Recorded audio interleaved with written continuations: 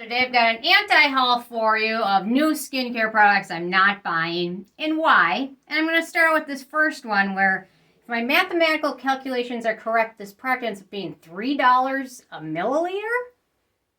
The JLo Brightening and Firming Serum with Niacinamide, which is comes in, let me see, 15 milliliters for $45. Is that $3 a milliliter? I mean, that is, right? I mean, I'm terrible at math, but I'm pretty sure that's correct. What planet am I on where a niacinamide serum is $3 a milliliter? I don't know. And it's not even like it's a prestige brand or anything like that. I don't know. I mean, the ingredients in it are terrible. There's nothing in here that looks expensive. I mean, like copper peptides are expensive. Peptides are expensive. Some actives are expensive.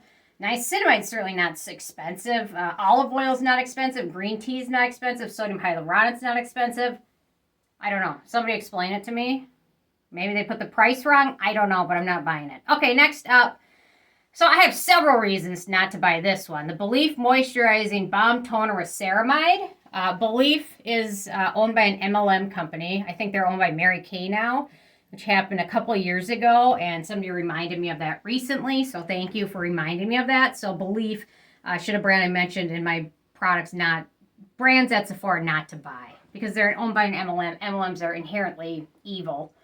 The few 1% at the top make everything, and everybody else loses money for the most part. And then the ingredients in here are terrible. A second ingredient is denatured alcohol, which is, in my opinion, is not the most hydrating ingredient I've ever heard of. And then we've got lime oil, orange peel oil, clover extract, limonene, citronelle, geranyl, citral, linalool. And then you combine that with the alcohol in here. I just think for most people, that especially the ones that they're marketing this to in terms of dry skin, best for dry skin, good for dryness. There's nothing in there, in my opinion, that screams it's good for dryness. And they're owned by an MLM. So, okay, next up, coming in at $68 for 1 ounce is the Fresh Lotus AHA Serum, which is a new product from them. Fresh, you know what? At first, when I first got into skincare, there's a couple products from them I liked, like their lip products were okay. And they have a couple other products that weren't terrible, but they just seem to be just releasing just products that are just scream irritation to me. So this one is one of them. I mean, the first few ingredients are okay, and then we get into lemon peel oil, fragrance, citral, limonene, all that stuff. And then if it's really supposed to be an exfoliating AHA serum, the glycolic acid is 1, 2, 3. It doesn't mention the strength of it, which in my opinion probably means it's not terribly strong. So anyway, for $70, there's so many better exfoliants than that one out there.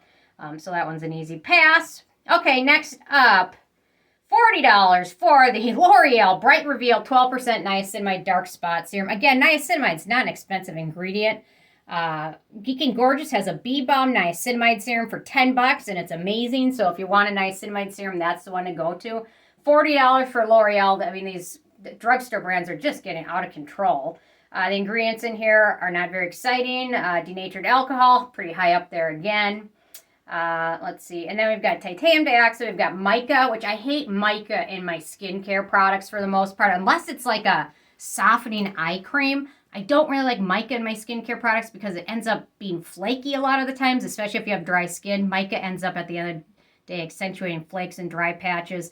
And then it's got fragrance in here. For $40 for 12% niacinamide serum, it looks like garbage. So anyway. Okay, next up at $44 is the Elizabeth Arden 8-Hour Cream Skin Miracle Moisturizer. So this is kind of the big thing with Elizabeth Arden. They have their 8-hour line. They've got an 8-hour lip balm, things like that, an 8-hour salve, things like that. And I tried a few of them, and most of them were pretty heavily fragranced, and this one looks to be about the same. This one just screams like, I'm going to clog your pores and irritate the heck out of your skin. Petroleum, then we've got microcrystalline wax, lanolin, isopropyl mystrate, shea butter, mineral oil, castor seed oil, and then fragrance, and then citronelle, geranyl, limonene, linalool, and of course we have to have our daily inclusion of yellow number 6, right? Anyway, so that one's a pretty easy pass. I mean, if you like fragrance, I don't know, but the other ingredients are like, there's some things that can be really hydrating and calming without clogging your pores, and that one just screamed like, I'm going to irritate and clog your pores. Okay, next up, coming at $99, the Dermalogical Multivitamin Power Eye Cream. This one, I mean, the ingredients in it don't look terrible, but $100 for an eye cream is getting a little bit out of control. So I saw that, and I mean, to be honest, the ingredients in here, there's really nothing in here that looks to me like it's really going to do much for your eyes other than offer some hydration and, of course, our daily needs of flavor / aroma.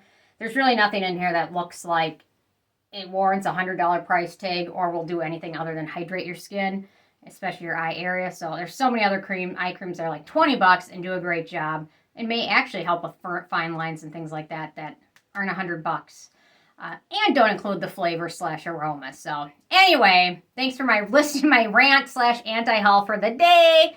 Interesting from you guys if there's something you're not buying. I'm sure there's a lot of stuff you're not buying. Anyway, leave a comment. Love hearing from you and stay tuned for more tomorrow. Thanks so much. Bye, guys.